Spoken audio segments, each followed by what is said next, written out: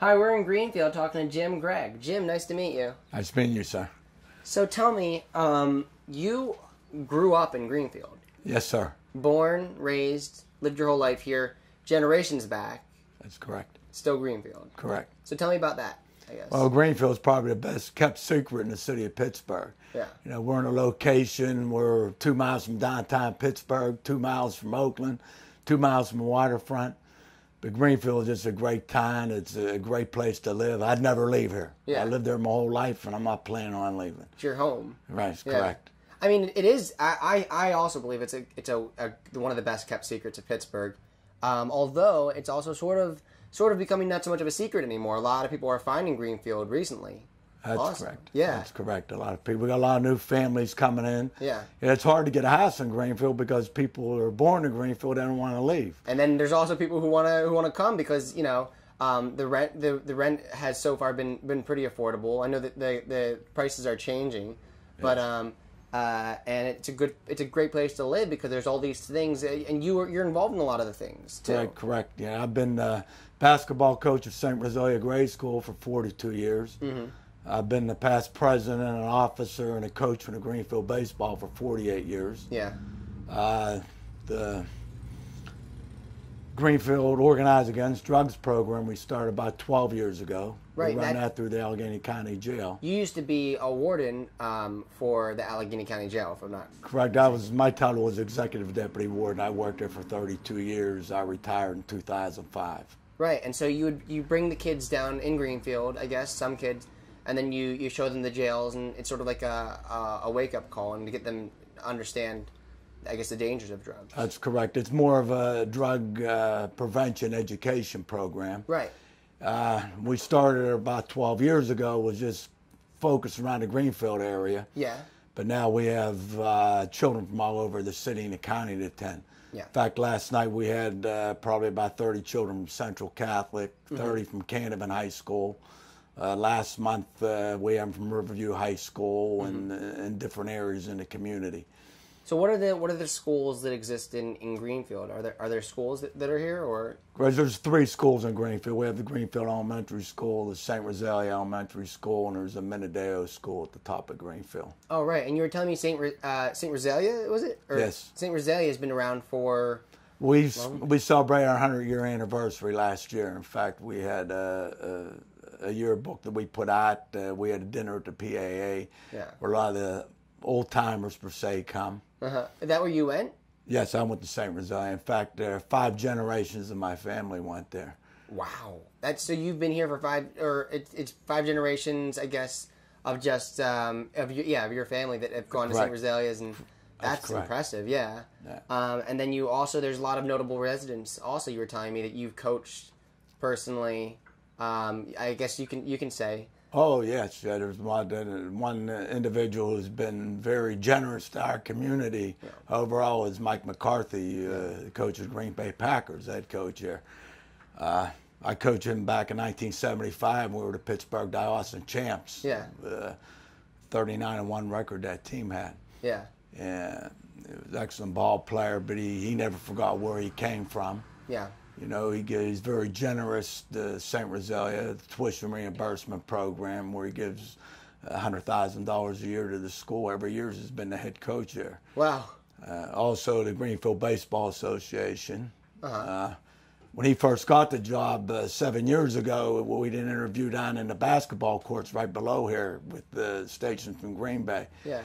I was the president of Greenfield Baseball at the time. The first thing he asked me was, what could you do for the community? Yeah. So Mike was always the type of person who never forgot where he come from and keeps on giving back to the community. You know, find a lot of that. I guess in Greenfield, people really feel like that they owe something to the community and they want to give back. Yes, because of what the community has given to them from Greenfield, I guess, to Green Bay. That's correct. Yeah, and I guess that the conflict for you when it comes to sports teams allegiances, because he's involved with the Packers, and now you're like that's a tough choice, I guess. No, it's not tough. I'm a Packer fan when the Packers play the Steelers. In the Super Bowl, that was well known. I vote for the Packers. For the Packers, I'm a Steeler fan when they're playing the Packers. Oh, that's you at least have the Steelers are up there. That's correct. Yeah. Okay, good. And how are your teams doing?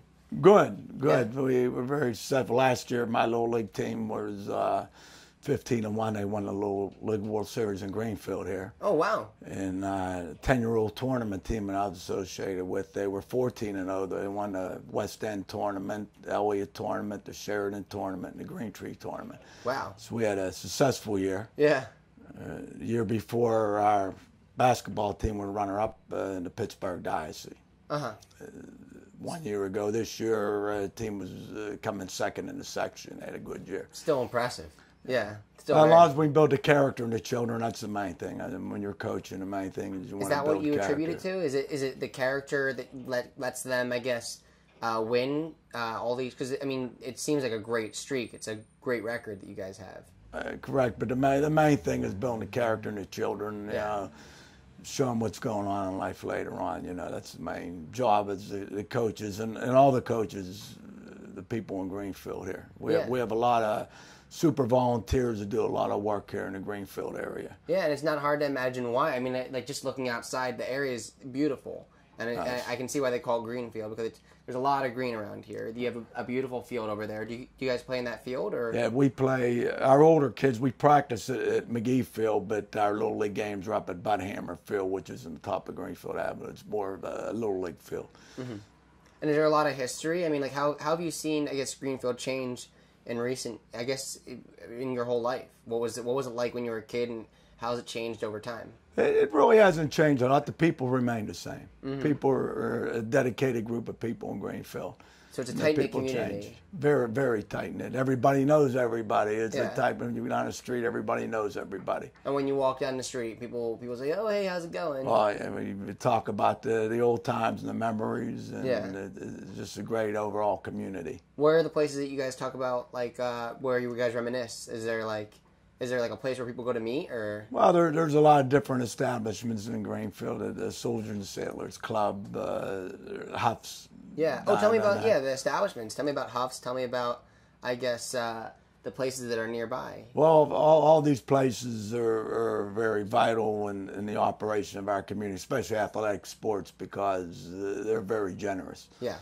The places like the Soldiers and Sailors, the Frankenstein Club, Huff's, Yesterdays, the Chasers, they're always very, very good in donating and helping out with the community. Yeah. And the businesses, there's a lot of businesses in Greenfield, which is the same way. Yeah.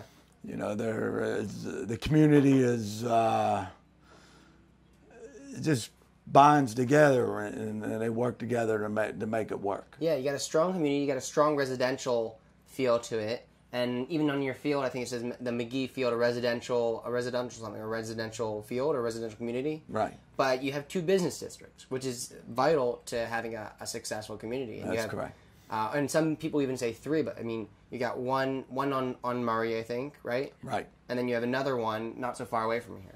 Right. Yeah, so that's an important thing as well. Right. I guess to end it, what do you see for the future of Greenfield? Well, I like seeing continue the way it's going right now. Yeah. I'm not going to leave because I don't want to see a lot of change either. Yeah. Nobody likes change. So I mean, like, if it's staying status quo, like, good, then that's good. Right. Yeah. Yeah, we have, with the church groups, there's a lot of different churches in the community that unite together, in religious aspects. I mean, everything's very good in this community. I mean, it's a great place to live. We call it someplace special. Yeah. And Greenfield is someplace special. That's what you heard it here at Greenfield, someplace special. So thanks a lot for taking the time to meet with me. And yeah, thanks for coming down. Okay, thank you, sir. Cool. Thanks.